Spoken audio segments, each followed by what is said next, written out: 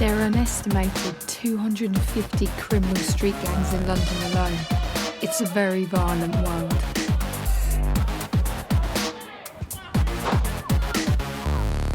When it comes to gangs, we rarely think about girls. But new studies have shown that up to 6,000 young women in the UK are embroiled in gang life, with actual numbers predicted to be in the tens of thousands.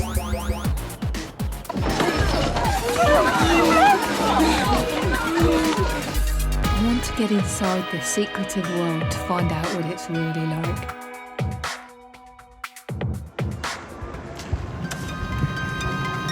So I'm just on my way now. I've had a call about a place in South London that is almost like a safe house for the community, including gang members. And there I'm hoping to meet some girls who are willing to chat to me, but they're so at risk, and even some of the mentors are at risk. I'm going to have to go on my own. The girls are letting me film them under strict anonymity. No production crew are allowed, and these are not their real names.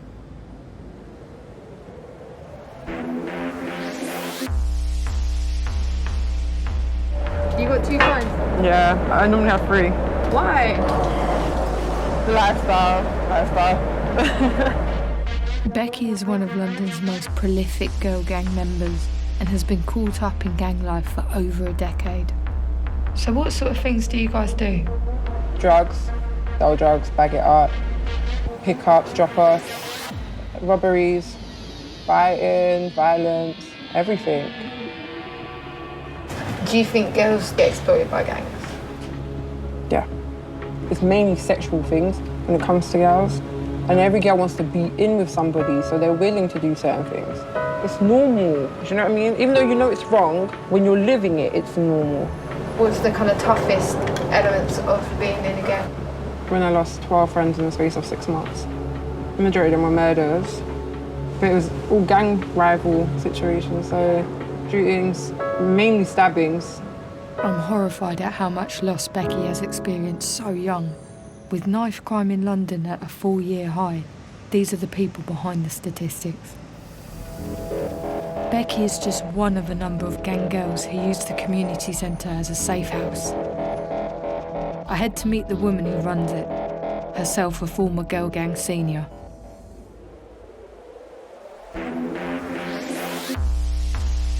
I've come from a criminal lifestyle from the age of 16.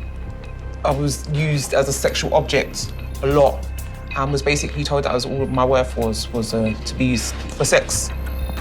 And could you walk away from it? No, I'm 32 years old now. The effects are still so apparent. I fight my own demons every day. Only now as an adult, because I'm hearing the stories of the girls that I work with, that they've gone through something similar, and I feel that they should speak out. Loneliness is a major problem for a lot of these girls as well. The circumstances of some of their lives are more dire than I think anyone could ever realise. Sometimes it's just survival. They don't have any other choice.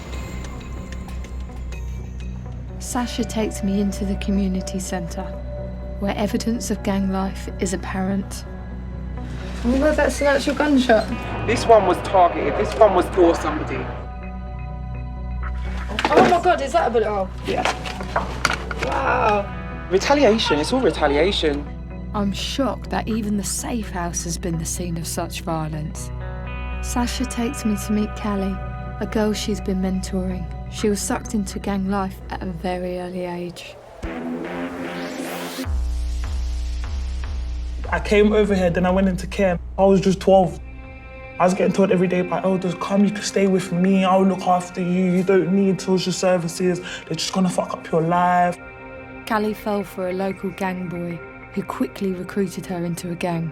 Before I could join that gang, I had a list of things that I had to do. And can I ask you a bit about what was on that list? I was a drug mule. I used to take drugs from London to Birmingham, Yorkshire, Cardiff, Wales. I'm not going to get stopped because I'm 12 years old. I had no idea what was going on. And you were stashing drugs internally? Yeah. What else were you forced to do? Things like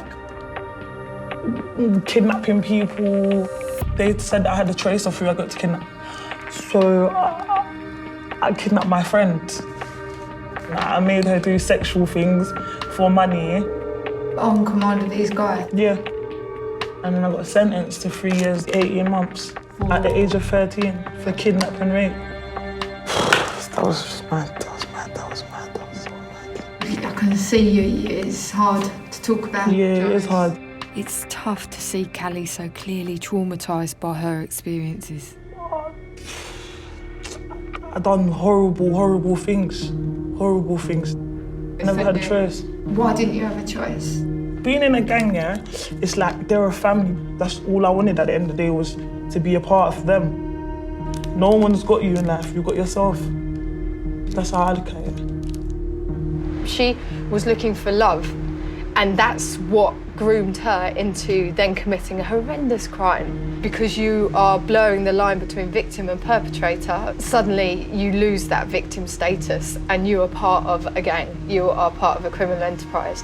And so there is then no way out.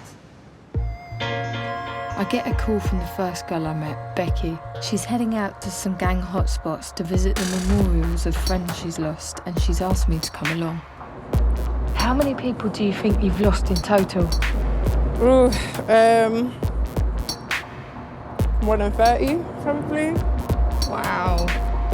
And did you ever have any violence towards you? Many times, yeah. I've been stabbed once in my arm. What was that over? That was just for affiliation. I was just affiliated with a person who they would, consider their rival. How easy is it for a girl to escape this sort of gang life? It's not easy at all. It's really not. It's so easy for any guy to come along and be like, and basically reel them back into it. You have that connection where you feel like you're in a family. It seems a lot of these girls are just desperate to belong. We arrive at the memorial of one of those that was killed, Becky's friend, Billy. This is it? Yeah. Oh, wow. Billy was just 15 when he was shot dead on Valentine's Day. We had mutual friends, same schools, so yeah. Losing so many friends has visibly affected Becky, but hers is a violent world. Did you ever carry weapons? Yeah, always carried a knife, about a big one about that big. But where would you hide a knife on you? Down my trousers by my waist, in the back, or in my bag. You don't want to die. You want to survive. So if it was a situation where you felt like you was really going to be that person, then you would kill rather than be killed.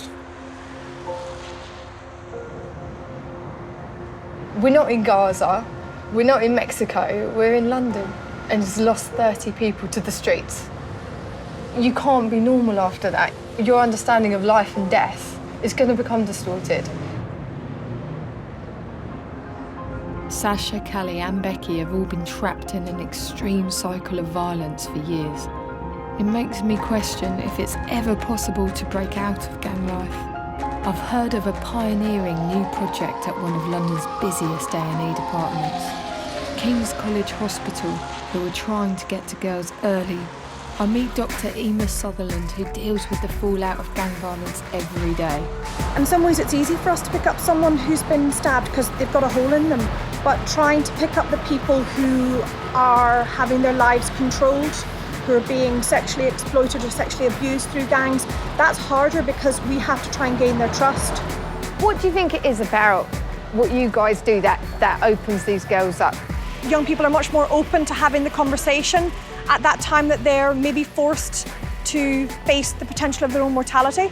And we find that they were twice as likely to say yes to talking to us while they were still in, compared to when they'd gone home. The project here is based around this vital moment when a young person is confronted with reality and more likely to reveal the truth. We've got a case going recently of a girl who came in and she'd taken 2 overdoses, and when she came to us on her second one, when we actually started talking to her and we actually got the youth workers in to talk to her, a whole story started to come out about sexual exploitation.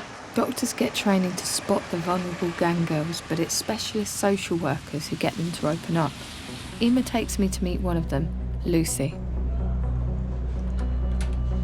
We are dealing with young women who have these multiple areas of trauma, extreme violence, so weapon-related violence, beatings, sexual violence, but also often young women being involved in the commissioning of sexual violence. Yes. So kind of setting people up. How do you engage with these girls? What is different here to what other people try and do with these girls? But when they come into us, we get this opportunity to kind of reach you when you are most aware of your vulnerability, when you're perhaps most ready to think about, I don't want it to be like this anymore, I want to change. Young people are groomed into gangs, young people are groomed into exploitative situations, and what that involves is actively perpetuating this idea that nobody else is going to want to be friends with you. So you need to stay here with us. And what we are trying to do is interrupt that and say, that's not normal, it doesn't have to be like this. It's somewhere that isn't the police, that isn't probation, it isn't social services, and they can talk to somebody who they can trust. If they're spoken to in the right way, which is exactly what this team is trying to do. But the hospital can only do so much, and the youth workers can only do so much. It needs to be much wider than that. Placing youth workers in A&E departments is one way the government is tackling girls' involvement with gangs. But King's College Hospital is one of the only places in the UK where this is happening. It feels like it's not enough. I've had a worrying call from Sasha, who runs the Safe House. The girl she is mentoring, Callie, has gone missing. I'm going to join her to see what's going on. We're in one of the most notorious estates in South London. It's not the place I really want any young girl to be kind of out here on their own. Sasha, why are you so worried about Callie? She's very, very vulnerable. Maybe she's staying somewhere inappropriate. Maybe she's being used by men. Sex for money. There's no one here, family-wise, that's going to pick up the phone and call the police to say that she's missing. Kind of all she has is us. But then when we lose contact with her, we don't know where to turn. We just have to come out on the streets and literally knock on doors and ask people if they've seen her. That's all we can do at this point. There's no sign of Callie tonight, but Sasha will keep up the search. Despite joining a gang to belong, it seems these girls can end up very alone. I think it's incredibly easy to fall into this world, so it's too easy, and I think it's virtually impossible to fully escape it. The most surprising thing for me was the normalisation of it.